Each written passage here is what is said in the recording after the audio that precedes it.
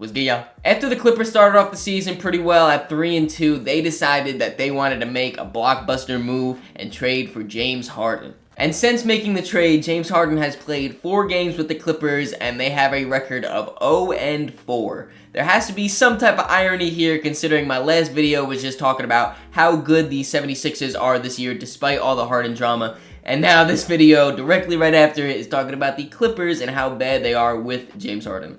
It all started when James Harden made his Clipper debut at Madison Square Garden against the New York Knicks. And he had a cool game, put up some numbers. Paul George had a horrible game, and they ended up losing that game to the Knicks.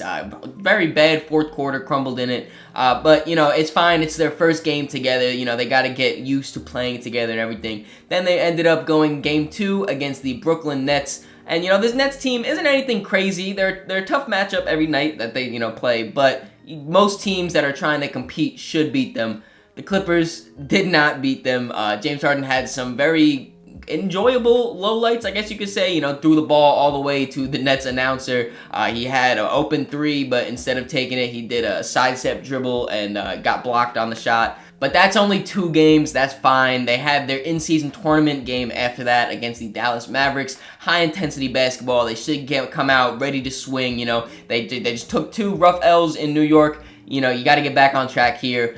No, they got dismantled by Luka Doncic, putting up 40 points on 80% shooting in just 3 quarters. They were down 30 damn near at halftime. Horrible game. But, they just added in such an important piece to their roster now in James Harden. They were on the road. Road trips are never fun. They go back to LA now into the Crypto.com arena, I think it's still called that, to verse the 1-8 Memphis Grizzlies at the time. Should be a decent, they should win this one. For sure, they should win this one, right? 1-8. I know the Grizzlies are a tough matchup team, but they're dealing with so much, missing a bunch of players. They're 1-8 for a reason. They should win this one. No, the Clippers did not win that one either. Marcus Smart had the play of the game. He dove for a ball, got the assist to really, close it out. Desmond Bane was hooping. And the Clippers fall to 0-4 to start James Harden's tenure at the Clippers. And don't get me wrong, teams go on losing streaks and stuff. They have their slumps. It's fine. It's whatever. But these are some really rough losses. Losing by 30 to the Dallas Mavericks, inexcusable. Losing to the 1-8 Memphis Grizzlies that are starting a 5'8 guy, Jacob Gilyard, and Bismack Biyombo, pretty unacceptable. I know Desmond Bane, he really cooked to end the quarter, or end the fourth and end the game and everything, but winnable games, guys. You should be winning these games. And to make matters even worse, later tonight when you guys are seeing this video, they are versing the Denver Nuggets in the in-season tournament. Denver's coming off a loss. They don't lose back-to-backs often, so it's looking like chances are the Clippers are going to start off 0-5 with James Harden. And like I said, I know you got to give it some time to really mesh together, but all 4 of their Fantastic 4, if you want to call it that, they're playing horribly. Here are the stats of the Clippers' top 4 guys since trading for James Harden. James Harden's efficiencies aren't terrible, but his counting stats and impact are nowhere near what we're used to seeing from the Beard. Paul George, he went from having a heater to start the season to shooting abysmally. And Kawhi and Russell Westbrook aren't doing too much better either. I do want to say, Clippers fans, to find the silver lining, I 100% believe that the Clippers are going to start winning games and going to start playing better and everything. That's not what I'm trying to accomplish in this video. But what I'm trying to say is this team is nowhere near where a lot of people thought it was going to be when they first made this trade for James Harden. I remember seeing things saying that they were, the favorite out west, they were title contenders, they gave Denver a run for their money. That is not them whatsoever. At most, I think they're going to be a tough out in the first round, or a second round exit. That's the farthest I see this roster going at this moment right now. I think the biggest issue with these players is the fact that all of them are most effective with the ball in their hands. And I know it's the cliche of there's only one basketball, you got to work it around, whatever. But the fact that all of these guys aren't really off-ball threats is really the biggest issue with this Clippers offense right now. Paul George and Kawhi are decent off the ball. They can kind of do their thing. But the kind of double-edged sword of that is the fact that those are your 2 best players, and you want the ball in your 2 best players' hands. I know Kawhi had his quote, after, I forget which game, but he didn't really get too much shots up. And he said, he's just got to kind of find his shots in the flow of the offense. And then Tyronn Lue corrected him and said, no, that's Kawhi Leonard. He's going to get his shots. He doesn't have to worry about getting it in the flow. He gets his shots. And I do want to give credit to Russell Westbrook. He has been pretty good off the ball, at least with the Clippers so far this season. Getting his shots off cuts or the catch and shoot corner threes, he's been pretty decent at, I want to say. He's still Russell Westbrook. He's not going to be a knockdown shooter, but he takes him with confidence and knocks him down sometimes, so you can't really fault him too much.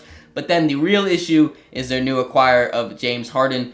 James is notorious for being horrendous off the ball, where he doesn't have the ball in his hands. He's like damn near not even on the court. So when you have all four of them in your starting lineup and all four of them on the court together a decent amount of time, you can really see where the offense can get pretty clunky here. For some reason, there's just a play that is engraved in my mind right now from that Clippers-Grizzlies game. It was when James Harden, he had the ball, he was sitting on like the elbow area, and they were running some off-ball action for Paul George. He was going to come around the down screen, curl up, catch the ball, make a shot, whatever. Marcus Smart was guarding PG during that, and, former defensive player of the year. He wasn't letting Paul George come off that screen cleanly. He was doing a really good job blocking him. So James Harden was like, all right, I guess that's not working. Time to do me. And just ended up taking a contested mid-range shot. Didn't even take a dribble. Just was looking over here, wasn't open. I bet. Shooting a contested shot. It bricks so crazy. Like, some of their offenses, when it's like that, it's so nasty. It's just a lot of iso ball right now, towards that fourth quarter of that Grizzlies game.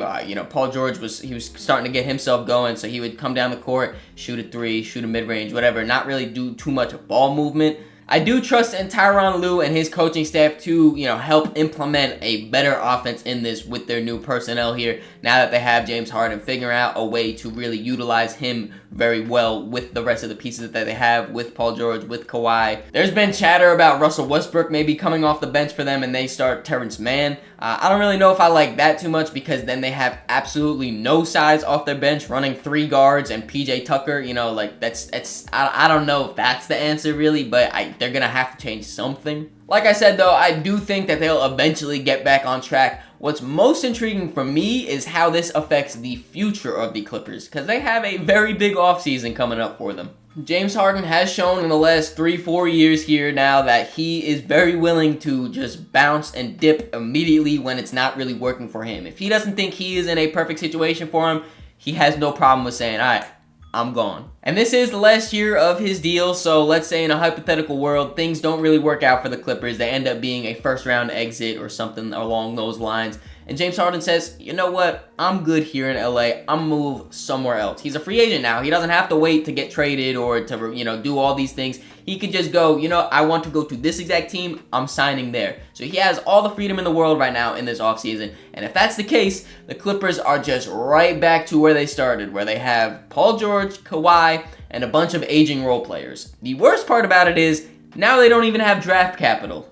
Then to add another little fold here for what it's worth, Paul George, Kawhi, and Russell Westbrook all have player options this offseason. I would assume that all three of them are going to be back on the Clippers, but it's just another little ripple to kind of worry about, I guess, or to conspire about. If the play does not change on the court, though, things can go very south very fast for the Clippers. I'm not preying on their downfall or anything. I'm just pointing out that this was a very risky move, and I'm sure they knew it was a very risky move getting James Harden, and the risk is looking very dire now. I do think, though, that this could maybe finally be the end of the super team era, or the name chase era is what I would prefer to call it, because I don't really... Super team is a term that's kind of just tossed around. The name chasing, though, is the biggest thing. I would say the most notable instance of this is, of course, the Russell Westbrook Lakers trade, where they traded Kyle Kuzma, who's playing his ass off there in a very bad team in Washington, but still a good team, a good player to have on your team. They traded KCP, who just won a championship with the Denver Nuggets, one of the best perimeter defenders and 3-and-D guys in the NBA. Montrezl Harrell, draft picks, whatever it was, for Russell Westbrook, which the name Russell Westbrook, very nice, but they weren't really thinking about the fit. And, this James Harden trade could kind of go into that same road if they were looking at the name of James Harden, not really worried about the fit. And hopefully this is going to be the final straw for teams to be like, you know what, I don't care if this guy was this level all these years, whatever. We're going for the fit to make the best basketball team here, to play as a team and not really worry about names. Hope you guys enjoyed this video. If you did, make sure you leave it a like, subscribe so you don't miss the next one. In the description, there's links to all my social medias, so make sure you follow me on all those to keep up to date with me. Catch ya.